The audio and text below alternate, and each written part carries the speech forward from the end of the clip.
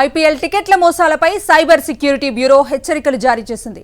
Last minute ఆఫర్ల పేరుతో cyber నేరస్తుల మోసాలకు పాల్పడుతున్నారని, ఇన్‌స్టాగ్రామ్ మోసాలతో జాగ్రత్తగా ఉండాలని హెచ్చరిస్తున్నారు పోలీసులు. అధికారిక యాప్లో మాత్రమే టికెట్స్ బుక్ చేసుకోవాలని సూచిస్తున్నారు. సోషల్ మీడియా, నకిలీ వెబ్సైట్లు, టెలిగ్రామ్, వాట్సాప్ గ్రూపుల ద్వారా నకిలీ టికెట్స్ విక్రయిస్తున్నారు కేటుగాళ్లు.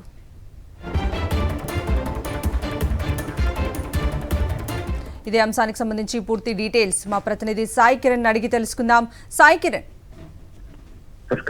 ఐపీఎల్ మ్యాచ్ లకు ఉన్నటువంటి క్రేజ్ ను సైబర్ మోసగాళ్లు క్యాచ్ చేసుకుంటున్నారు. అయితే ఈ ఉప్పల్ స్టేడియం లో కెపాసిటీ దాదాపు 30,000-35,000 వరకు ఉంటాయి టికెట్ విక్రయాలు. సో అంతకు మించి దాదాపు 2-3 లక్షల మంది కూడా ఈ టికెట్ల కోసం ఎగబడుతున్నారు. సో దీంతో డిస్ట్రిక్ట్ యాప్ ద్వారా మాత్రమే కొనుగోలు చేయాల్సినటువంటి ఐపీఎల్ టికెట్లను సో సైబర్ కేటుగాళ్ళు వీళ్ళు ఫేక్ యాప్స్ అని కూడా క్రియేట్ చేస్తున్నారు, మార్కెట్ లో కొడుతున్నారు. సో అవన్నింటినీ కూడా నమ్మి జనాలు ఇన్‌స్టాగ్రామ్ ద్వారా, ఫేక్ డిస్ట్రిక్ట్ యాప్ల ద్వారా ఈ టికెట్ కొనుగోలు చేసే ప్రయత్నాలు చేస్తున్నారు. ఒక్కో టికెట్ దాదాపు ఒక కార్పొరేట్ బాక్స్ టికెట్లు అయితే 50,000 నుంచి ₹1,00,000 కూడా పెడుతున్నారు. సో వాళ్ళంతా కూడా టికెట్లు కొని మోసపోతున్నారు. అవన్నీ కూడా ఫేక్ టికెట్లు అని తెలియకుండా చాలా మంది విచారిస్తున్నారు. సో దీంతో తెలంగాణ సైబర్ సెక్యూరిటీ బ్యూరో కూడా అలర్ట్ చేస్తుంది. ఫేక్ టికెట్లు ఎవరు కొనకూడదు, అయితే ఖచ్చితంగా డిస్ట్రిక్ట్ యాప్ అనేటువంటిది మాత్రమే, దాంతో మాత్రమే ఈ ఐపీఎల్ టికెట్ అమ్మకాలు చేస్తుంది కాబట్టి అది సరైనదా లేదా నిర్ధారణ చేసుకున్న తర్వాత మాత్రమే కొనుగోలు చేయాలి.